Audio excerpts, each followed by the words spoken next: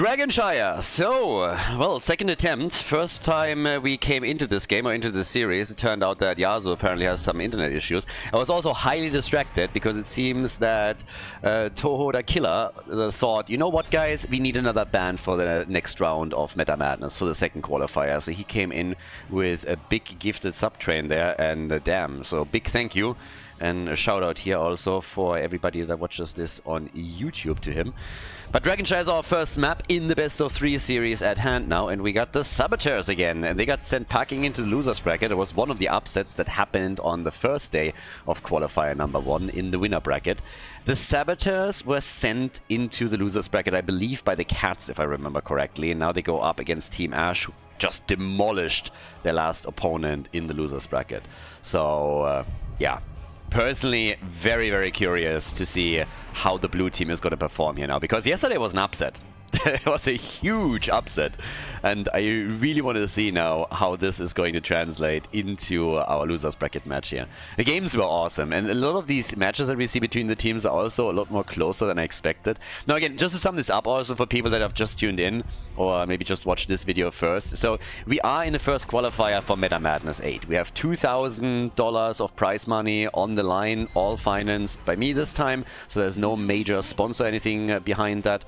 But the cool thing with this is that we again rely, of course, at the typical Meta Madness rules, where we have, first of all, the rule that no hero can be played more than once within a series. That's something that most people should be familiar with. We've used a similar system for a lot of tournaments now. But Meta Madness wouldn't be Meta Madness if we didn't also go for pre-bans. So in the first qualifier here, we don't have any pre-bans yet. As per usual agreement, pre-bans are hinging on sub-goals that we have on Twitch. But as we are progressing from one qualifier to the next, the pre-bans are going to increase. So what we did in the past is that we pretty much kept all of the qualifiers without pre-bans, and then just for the playoffs we added up to 20 heroes that could not be played in the tournament at all, while maintaining the rule that you can only play hero once within a series. And as you can obviously imagine, your hero pool is starting to shrink extremely quickly. But now with Meta Madness 8, we're changing this just slightly, because now from each qualifier to the next, the number of heroes that are pre-banned is slowly increasing. So as we're going into the second qualifier, we will already have a couple of pre-bans. Now, if this is all too complicated, you don't have to worry about it. Once that we're entering the second qualifier, I'm going to remind you all about how many heroes are pre-banned. I'm also going to list all of them, so they will be down here in the second qualifier, so that you're always up to date of what exactly is going on. Just suffice it to say that as we are progressing through the qualifiers, it's going to get more spicy with every single one of them. Then I say that, but at the same time, this is qualifier number 1, and we already had Murky, we already had multiple Vikings games, we had Shogal, so they're already embracing the spirit of this quite nicely. Now as we're heading into Dragonshire, we have Brightwing and Blaze taken for Team Ash. And for the blue team, who definitely want to redeem themselves a little bit for yesterday's performance, we have Genji and Anduin, so the light bomb combo is again true. And Bad Benny on Diablo, which honestly makes me happy too, because seeing Bad Benny here, he's been sitting out a tournament or two, is still kind of fun. I really like it. So we're gonna get all the Benny memes in again with a couple of choo-choo trains. And Bishops also, by the way, gets to finally play his Hanzo. Was denied to him in the previous series that they played, because their opponent just simply said, yeah, we don't want to deal with this. This is not something that we're really keen on. So let's just ban Hanzo out every single time and see what else we can pull off. She's a kid with Garrosh. And now the double pick on Dragonshire. And what is Hazu going to play for the side lane? We get Leo. Leo is in the house. Leorix says hello. Hello to your sister for me. And we got Jaina. Yeah, Team Blondie once again. So there we have it. Lopaka, final pick for map number 1 in this best of 3 series. And what are we getting from him? What is Lopaka going to lock in now? They still need a little bit more damage. Hanzo alone is not going to do the trick for them. Maybe even... I was for a second thinking maybe even Falstad to add a global there, but I don't... Yeah, well, they'd go for it, okay. We get Falstad. Yeah, nice. Teaka was banned. They get the birdie. And with that, we're heading into the first game. Dragonshire, ladies and gentlemen. Saboteurs against Team Ash. Game number 1, the Saboteurs. On the left, we got Hazorbs. On Leoric, we get Yazu with Anduin. Rutsu is playing Jaina, Dino and Genji, and Bad Benny is playing Diablo. Over on the right side of the map, Renella for Team Ash with a Brightwing. We got Shizakid on Garrosh, Morenas on Blaze, Bishops on Hanzo, and Lopaka is playing Falstad. So a little bit of global action for them as well. Always useful when you're playing on Dragonshire. And as you can tell, with level 1 we get this time Devil's Due. We actually had a lot of Soul Shield already played out here, but now Devil's Due is in the house. There's not really any aggressive mage action on the other side, so particularly when Chromie was played a lot on the first day of this first qualifier, we've seen tons and tons of Soul Shields here too. Level 1 for Jaina, the Fingers of Frost, and this is gonna get frosty. There's a couple of... I would have loved if at some point, at least for, let's say, quick matches in Storm League, Blizzard would have introduced something that certain talents or certain heroes have maybe a bit of an advantage on certain maps. Think about an ice map, and if you play Mei or if you play Jaina, you have a bit of an advantage. Something, you know, silly, not really strong, but something so small. So this is kind of on the funny side, right? Like, I don't know, 2% extra damage. I don't know.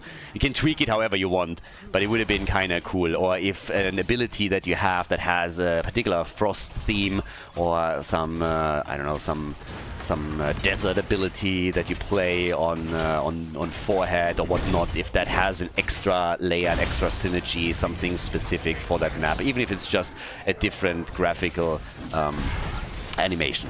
That would have been kind of cool. There's so many things that they could have done which would have been fairly interesting, and then instead they gave us weather. I want to cry. Why did I remind myself of that? Well, actually, I'm not a smart person. I should have avoided that. So, the last couple of times when we saw Dragonshire, it was interesting to see how quickly we got the first Dragonite.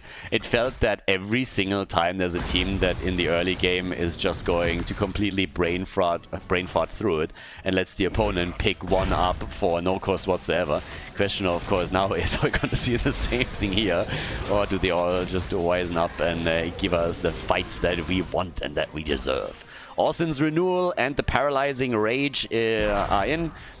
Down to the bot lane, we now have the red team, oh, sorry, the blue team taking over, also dealing with the Siege Giants at the same time. Obviously with Anduin and Genji, we're looking forward to level 10 in particular to see the combo with a Swift Strike and the Light Bomb engage into the backline. But even before that, you can already try to get a couple of kills in.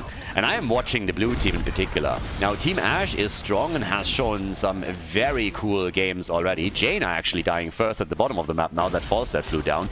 But I want to see what the blue team can do, because they came in as one of the favorites. Look at that lineup that they're running here. You have Dino and Hazu together, Yazu for the supports. I mean, these guys on paper are definitely one of the favorites. Benny at the front, so can they pull that off? Now, in the early game, it doesn't look like it. They're losing 2, they're losing 3. Diablo is down and Genji is gone as well. So just like that, it's 3 kills to 0. And that is starting to hurt a bit, because now your opponent locks in the early level 7, has a talent advantage over you, can technically try to steal some of the mercenary camps away, or maybe even go for a Dragonite, and that's exactly what they're doing. So 3.5 minutes in, and we got DK number 1. Time for the Dragonite. Let's go. And they're starting to burn it down in the middle.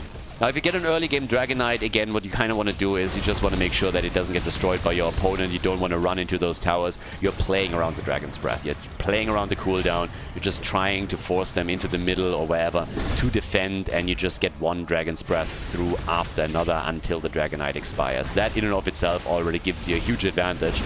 The birdie! Damn! Nearly going down, and you know what? He actually died, so they get a kill. First kill for the Saboteurs, and they have level 7 now as well. Jaina at this point, the Ice Flare is over here. We got the Cyber Shield, and on level 1 we get the Agile Dismount. I honestly can't help myself, but every time I read this particular talent name, I have to think about Olympics or whatever. And yeah, just like, you know, like the proper dismount in front of the jury. 10 out of 10. I just see Genji. It's like jumping somewhere, straightening up, proper form, and then somebody applauding from the side and holding up a sign. 10 out of 10. Oh yeah. Really agile dismount. In my head, it's funny. I don't know what to tell you. We Germans, we are known to have a very, very nice sense of humor. They are all laughing back at home. And if you don't find it funny, this is your problem. Exactly. So, 2 kills against 3. A little bit more pressure up at the top lane. Khaldor has been dealing with most of it so far. And they actually start taking the lead in experience now too. Whereas down at the bottom of the map, yeah, Bishops, we're still waiting for level 10 and those arrows. Give me those big boy ults, and they're going for the invade. Yeah, they're going for the typical aggression that we're used to from them, but they have so far not taken the camp and they might still lose it. Blue team is moving in and steals it away, so they're desperately trying to get away from this one. But the things are not looking too good for particular the chicken. Falstad, okay, he makes it out. Dino didn't have the cooldown. If he had another Swift Strike available, he would have definitely gone for it and tried to take him on. Couldn't quite. Now we have Apocalypse, we have X-Strike, the Water Elemental is in, and of course, more importantly, the Light Bomb. Time for Dino and Yasuo to combo some of this stuff off and see what they can do with it. So there's the opportunity soon to try and jump in. Red team also with the heroics. That gives us the usual suspects. Dragon's Arrow is in. And Jaina gets to be a majestic Dragonite. Yeah, that arrow comes a little bit too late. I mean, again, the idea behind it is alright. If you really, really value that Dragonite so much that you're willing to sacrifice one of your ults, it's a 60-second cooldown after all, then fair enough, but he definitely mistimed that slightly, so the the Dragonite just eats the arrow. And was like, yeah, no, no worries, boys, I got this. So, a bit unfortunate, I suppose. But they still get the value here, so they come in, they take the bot lane out, at least the wall, and can then play it out from here. Another quick kick, light bomb, and yeah, apparently didn't want to go that deep. So yeah, one ult used from Anduin, kind of mistiming it a bit. Seems like Anduin yesterday has been drinking a bit too much, because that was definitely not on point. It is Sunday on the other hand, so who can blame him, right? Having a bit of a Saturday night. But yeah, top side, Khaldor, come on, take that tower down. Khaldor, this just triggers me. You're a fellow German, you need to take this down. Okay, there we go. He couldn't stand it either. He was actually for a second thinking about letting it go, and then his heritage came just in, and he's like, 9, 9, 9, 9, we can't have this. And then he came in and just like, yeah, destroyed it. Alright, so. Order has been restored. All is right in the world. Or at least in the Nexus. 2 kills to 3. Slightly inexperienced for the Saboteurs. And fairly even game. Bit of a lead for the blue team for sure. But fairly even. The level 10 abilities that Namek has of course changed. There's a lot of synergies here too. And particularly our squishies here do not enjoy going up against Dino. It's the Shimada battle again that we're watching here in the first game. And they should be able to also grab this one. Now, only one team has a global. Genji is a bit annoying when you're only looking at Falstad. Can easily take him on. But technically, at least, Falstad could make the difference. And he's already trying to do that up at the top where he's starting to take them down here. Bottom of the map, it's a full-on defense of the fort. We're looking at the damage output. It's Genji that is sitting at 18,000 right now and therefore has the top numbers. So, yeah, looking decent. And up at the top, Lopaka with the birdie. Yeah, Falstad just a little bit too weak. Ooh, the arrow? Okay, still flying, by the way. If you're in Brazil or somewhere, duck right now. Or you're gonna be in trouble. Level 13 talent for both of them. Camp again stolen. Oh, not even stolen. I mean, the red team is always trying to move in and take it away from the blue team, but they can't get it. So the blue team defends their camp and claims it. We now have in the middle. Oh, Genji getting hit hard by that jet propulsion. Didn't see that coming. Morena's hitting him with full power, and then the rest of the team is ready to capitalize on that. So yeah, well done. Blaze opening up a kill opportunity for the team, and they are exploiting that immediately. With that, we have Brightwing down at the bottom of the map. Blaze can maybe at the top also try to take something on here. So far it doesn't happen, but if they get the control over the second shrine, they could theoretically try and go for another Dragonite. Gust into the corner. Nice. Can they? Nah. Nice Entomb too. I don't even know if he really needed to go for his bunker, but they're just exchanging cooldowns at this point. If Morenas walks top, nah, they're ready in the middle to defend it there. So, there's at least that. Benny, again, using a minion to get a bit closer to the action and trying to get a hold of them. Yeah, there's another light bomb attack. Ah, Garrosh gets wrecked. Dino with some really cool plays on Genji. I can only tell him to enjoy Genji as much as he possibly can, because one thing that is already guaranteed is that once we're going into the second qualifier, Genji is going to be banned. I mean, the community can vote for which heroes they want to prioritize in the ban process, and Genji is leading that by a huge number. He's literally the hero that everybody wants to get rid of, where everybody just says, okay, I don't want to see that fucker anymore. Just ban him out, get rid of him, tournament without him. So, yeah, this first qualifier is going to be the only opportunity for the Genji players and fans to play the hero. So, Dino has to try and enjoy it for as long as it lasts. Nice kill against Diablo. He had his soul stacks together. Good gust into the corner too, so they stopped Genji for a second, but I'm not sure if they can get the kill here. It allowed them a bit of time to get Garrosh in, but then there's always that pesky Anduin that ruins your plays by pulling targets out. So, yeah. Always annoying. But okay, the hits keep coming now. Second charge is also now coming in. So we're getting the Glyph of Faith. And there's another light bomb. Ah, Birdie is getting away from it. Oh, they nearly got Yasuo. Brightwing is dead. Death to the Fruit Fly. So is Garrosh, and the Birdie is dead as well. Oh boy, now they're getting destroyed. That's 3 heroes down. Bishops! Bishops! Swing for the fences! He misses the grab! But Genji gets his cooldown back and kills his brother. So now they can literally choose who's going for the Dragonite. And this is, of course, a mad advantage all of a sudden for the Saboteurs. It's Genji who takes it. Actually, no, it isn't. Seems like Leo is going to move over. Did he get interrupted by a minion? If so, haha. Okay, so they got the Dragonites. This is going to cost the red team multiple forts. The one at the bottom is very likely going to be destroyed by those siege giants, and the Dragonite is, of course, turning the one in the middle to cinders. So this one is gone as well. 2 major structures eliminated. A lot of those mercenary camps taken, and even at the top they're trying to attack. Brightwing came now in. We got Falstad here too. Don't think that they're forcing the fight too hard, but they could. 16 versus 16 talents. And the Dragonite on the way down to the bottom of the map. As long as they keep the rest of the blue team or the red team pinned down at the top lane, they might be able to get some damage in. Not the keep, of course, but still. Benny, careful. Alright. Quest completed for Jaina. That's also sexy. Gives her a lot more survivability. And damn, Dino is getting a lot more done at the bottom of the map than I expected. Look at this with those siege giants. Damn, son, this thing's gonna be on 50% HP. He might even get the entire thing if this continues. If he I mean, he could sacrifice himself to get this thing. I think he should have. Oh, big arrow. Da, da, da, da. Boom. Yeah, nice. Can they get a kill? Yes, they can. Bishops, my man, making the plays here. Saving the bird for a second and taking Anduin down. And oh, Team Ash, they are bringing it back.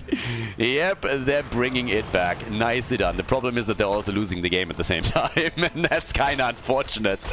So, yeah, while the core is slowly falling, but probably not going to get destroyed, it's still down to 40%. Dino is going to die, but he gets it to 30, so good for him. Kind of crazy what happened to the top lane, though. We're going to take another look at that now. So, yeah, check out the fight here.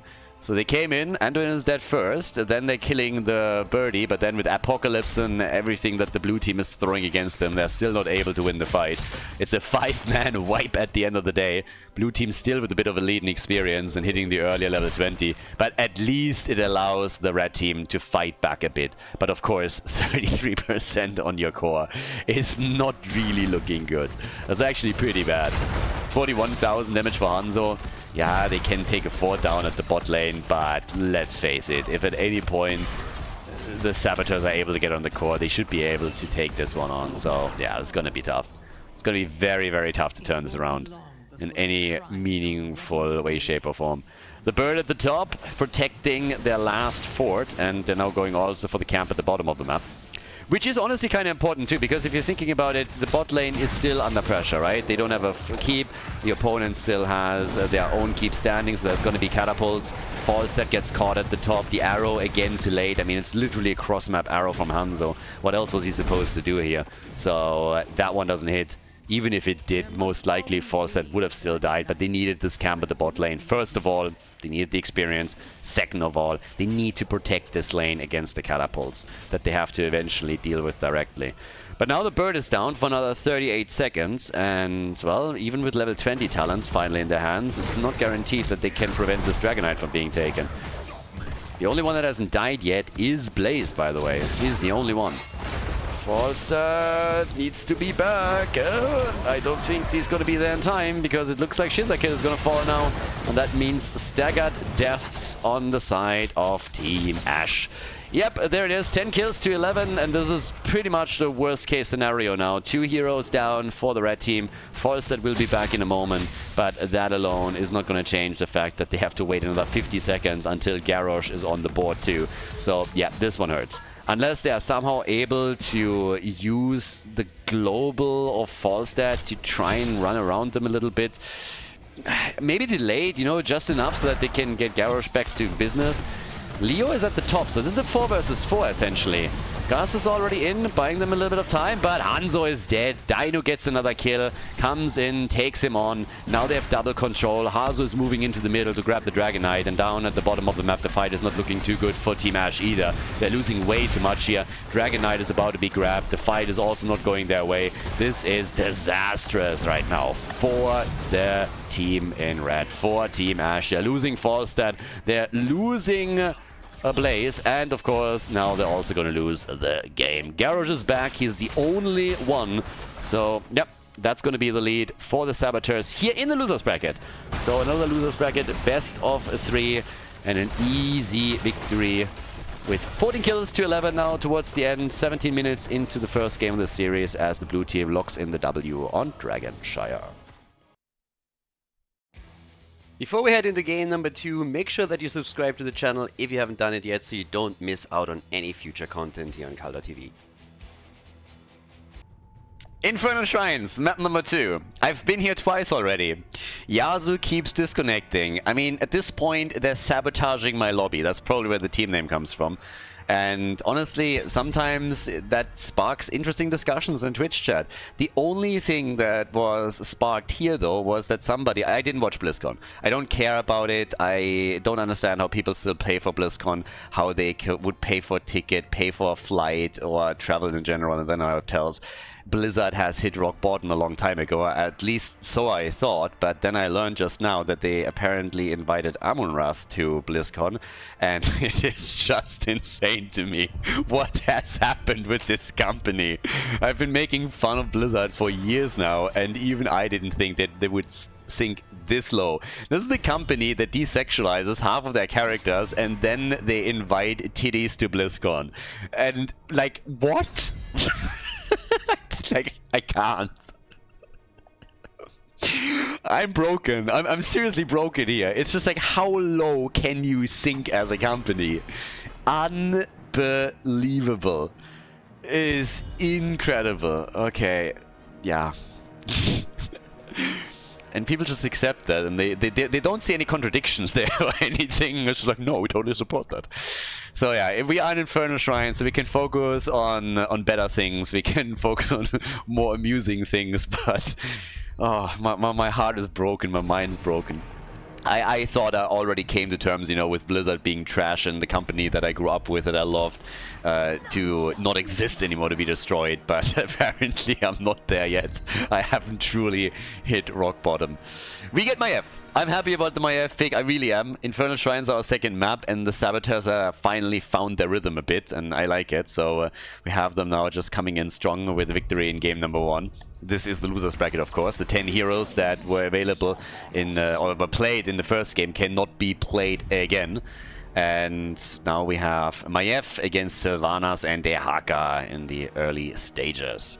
And I like Bishop's Maiev a lot. So we had multiple of his heroes targeted in previous games where opponents came in to set like, alright, we're going to shut him down. But depending on what they're comboing off with Maiev here, this could actually be really cool. Dino and Sylvanas, on the other hand, is insanely annoying because he doesn't not only do a great job in teamfights, but also his willingness and also his tendency to just side push lanes and try and get structural value there is annoying for any opponent. She's a kid with a Nubarak, so they're trying to dive a little bit deeper. They try to play a similar composition earlier already. Were successful, by the way, but their Nubarak combo with Maiev was actually shut down in that case. So, yeah. We get Rhaegar, a little bit more clear on the shrines, also able to, of course, jump in a little bit. Gets that burst heal through whenever the front line is in trouble. And Chromie gets banned because nobody wants to deal with the Sand Gnome over here. Just firing away against every single target that a Nubarak is able to stun out. So yeah, don't want to deal with that. But okay. What's the next ban here by Team Ash? Last one for this one. So one more to ban out. And let's see what that's going to be.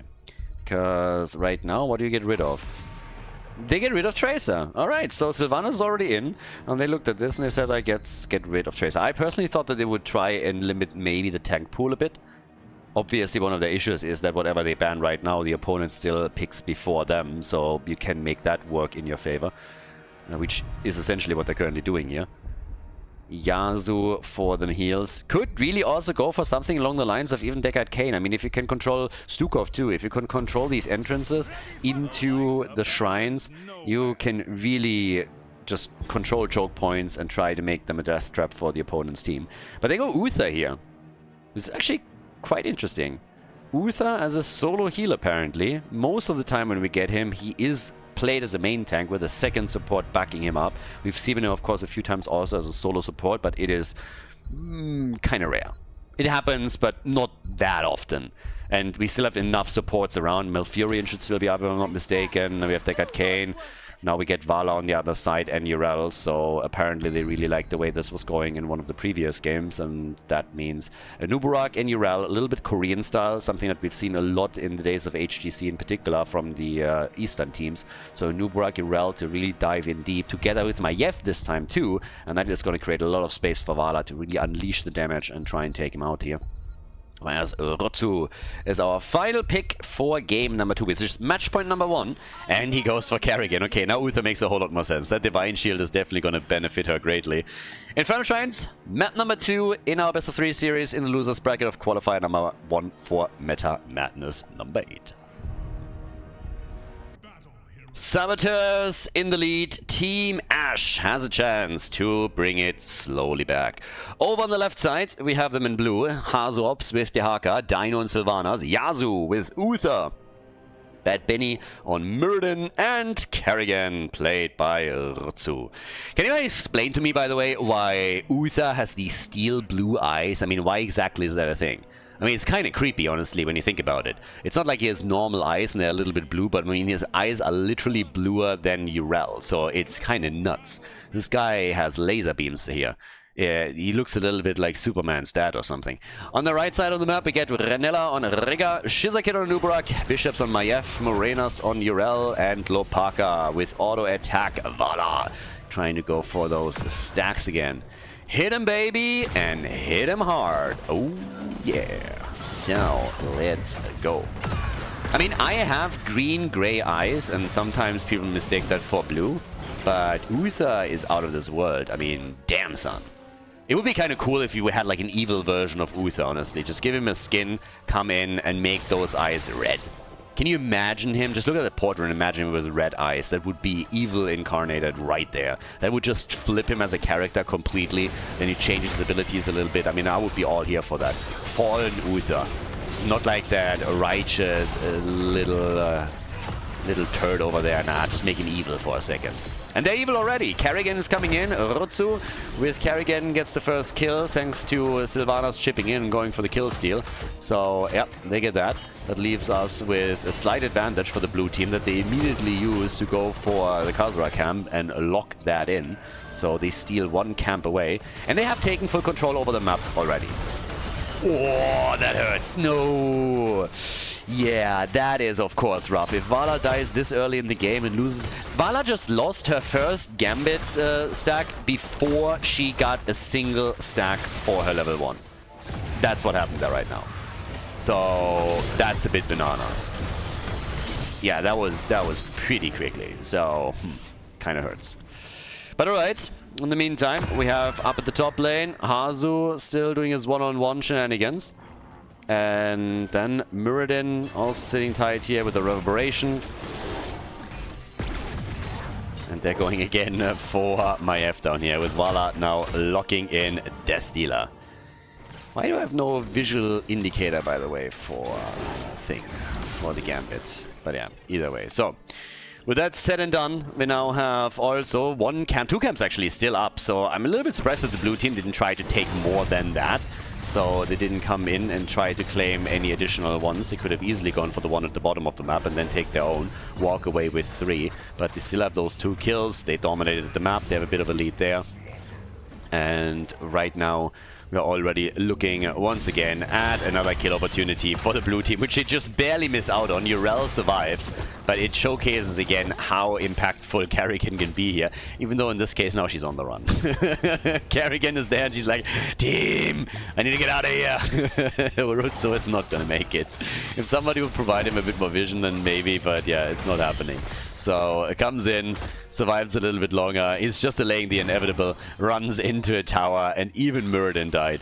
But while they chase heroes, we also have the Saboteurs on the first shrine, trying to get a slight advantage here. But this changed very quickly. I mean, all of a sudden, it is 2 kills to 2, and now an opportunity to maybe net another kill. So they go for Darth Uther, and they're able to drop him. That's kill number 3. Staggered deaths on the side of the Saboteurs. That's a strategy that usually doesn't really play out properly. And I would venture to guess that this is not going to be an exception. So, nice start after all into the first objective by Team Ash. And also now a fairly significant lead in experience. Considering how they started into the game, this is quite the development. And I think the Saboteurs might have overestimated their position there just a tiny little bit. Just a tiny little bit. So, yeah. So they're out. Let's see what else they can do. They're trying to get another kill against Hazu here. And he might find himself in trouble. Yasu's close though, and he's already getting out. So, immediately moving in for Vala, who barely gets out of the stun combo. 35 stacks already to their name. Blue team is trying to catch up on it and get the Punisher for themselves, but this shouldn't really happen. There's only 5 that they need, and they have everything they need right now to get this done. Lopaka is already moving through, gets another 2 for the team. They got the Arcane Punisher, and they might even be able to use him in the team fight now as well. Kerrigan is already on the move back out. Punisher is coming in. There's the stuns on the shrine. They're going for Urutsu. Kerrigan is dead. Uther gets stunned, procs the stun in front of the wall. Never good for the defending team. And while they destroy the wall, Hazop is getting caught over on the side as well and gets destroyed. 5 kills to 2, and that is looking great. 2 kills to 5. They're looking absolutely fantastic now. They really recovered from that early game. They're a level ahead.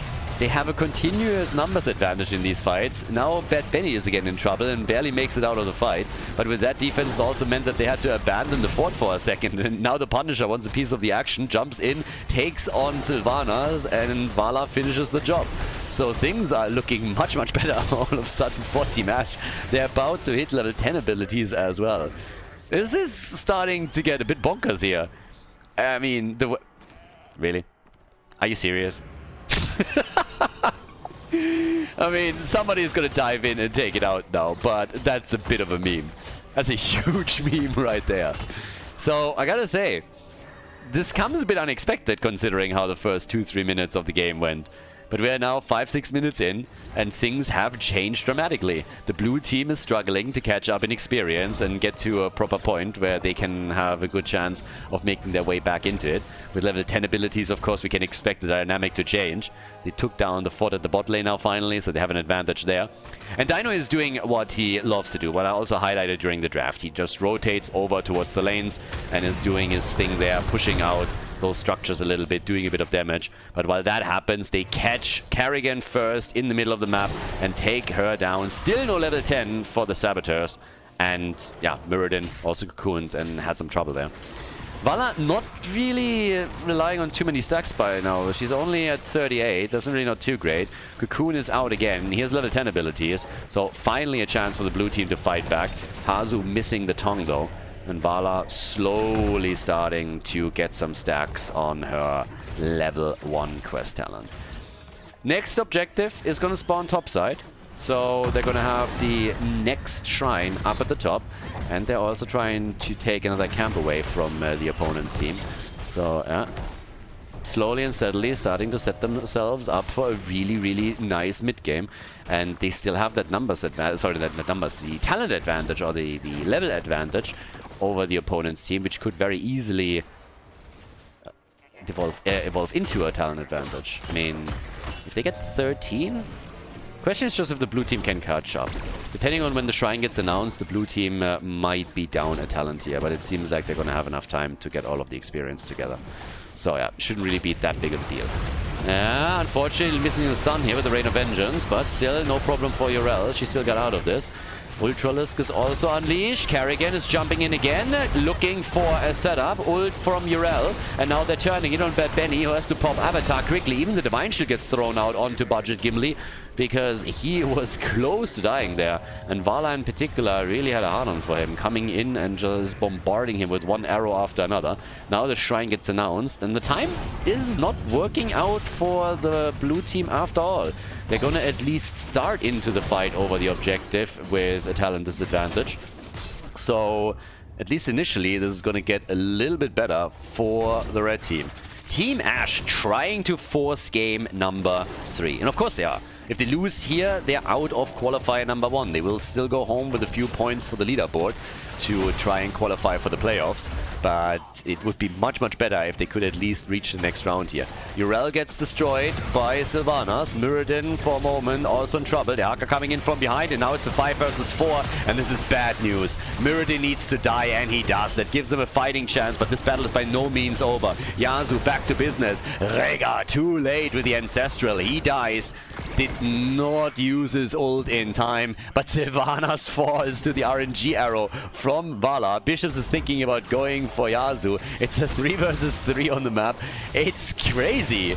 The game is all of a sudden all over the place. And look at Kerrigan here going for Vala and taking her down. Damn son, Vala destroyed. Maiev is dead, and Rutsu just changed the entire dynamic of the situation. It was the blue team on the back foot up to the point where Kerrigan stepped it up. Rutsu with a big play, 6 kills to 9.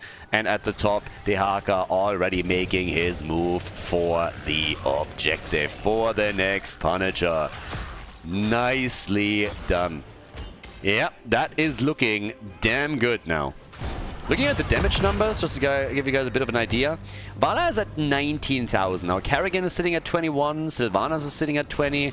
So Vala is keeping on the same level as most damage dealers. It's Urel that, Maiev, that really has pulled ahead a bit with the 23,000 that she has to her name. And Uburak diving out. Where's that Ancestral when you need it? There it is. Okay.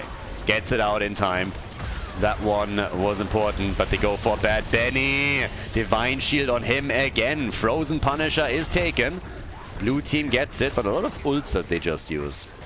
It's not that big of a deal because the red team also had to take a deep look into the tool bag and use most of their heroic abilities. But at least they are baiting the Punisher properly over the wall and cannot try to burn it down quickly. Not all that easy, obviously, but still doing the best they can here.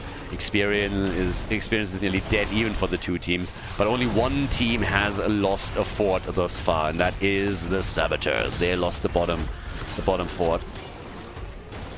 Which also is part of the reason why there's a tiny lead in experience now for Team Ash.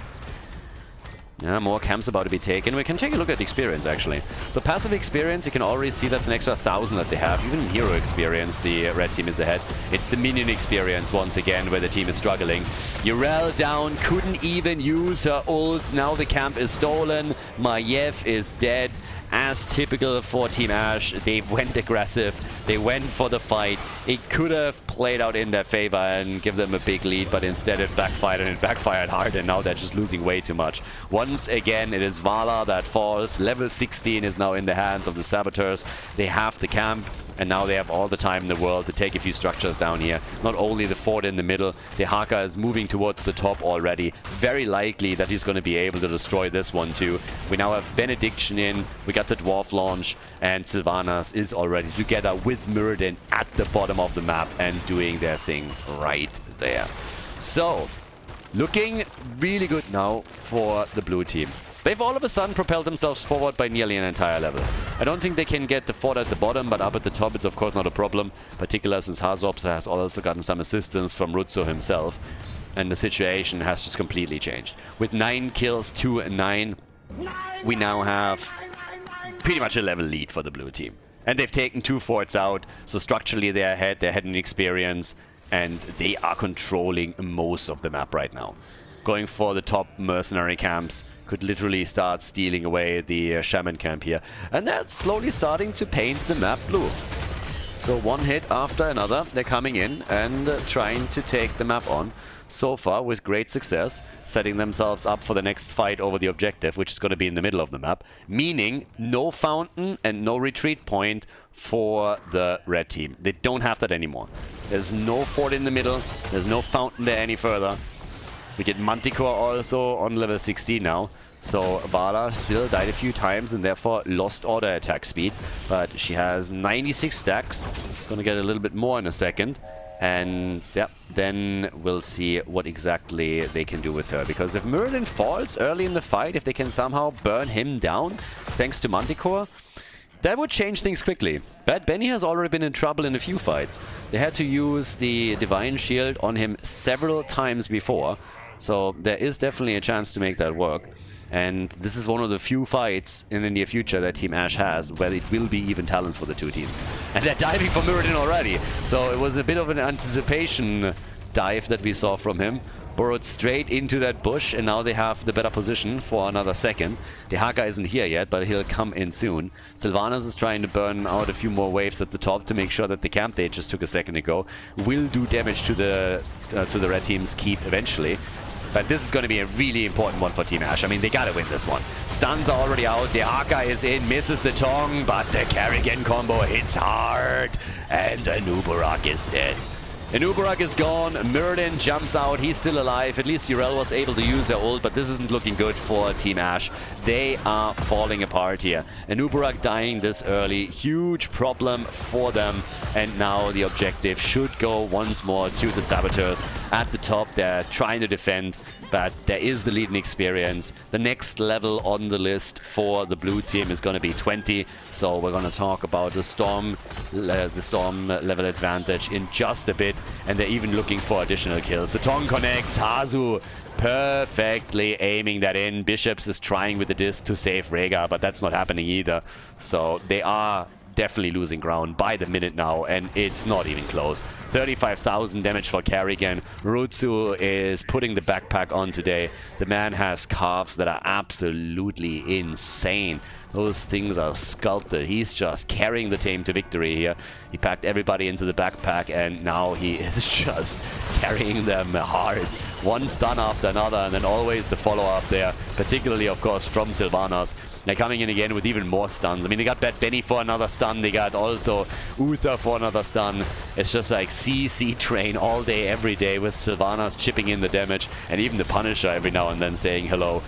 That's level 20 now for them, so another big advantage for the blue team as they're trying to go for the core here. And trying to go for Vala in the first place. We now have both of them with Bolt of the Storm, Muradin and Kerrigan, and then also Redemption. Sylvanas and Kerrigan. Muradin obviously with Rewind, and there they go, kill Urel, and the game is just absolutely falling apart for Team Ash. Nicely done for the Saboteurs. It's going to be a 2-0 victory, and they're moving on to the next round in the losers bracket as they eliminate Team Ash with a 2-0, another W here on Infernal Shrines. GG.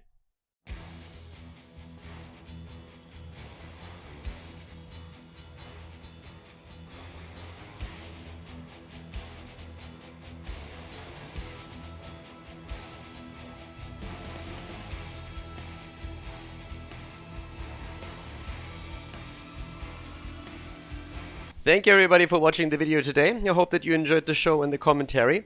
And keep in mind that the spoiler protection that is going to run for the rest of the video is made possible by all the support on patreon.com. So guys, if you want to support my work, if you want to help me start new projects and keep the spoiler protection in place, please consider heading over to patreon.com/Khaldor. There's also a link in the YouTube description, and check that out. Thanks in advance, and see you guys next time with more esports coverage here on Khaldor TV. Have a great day.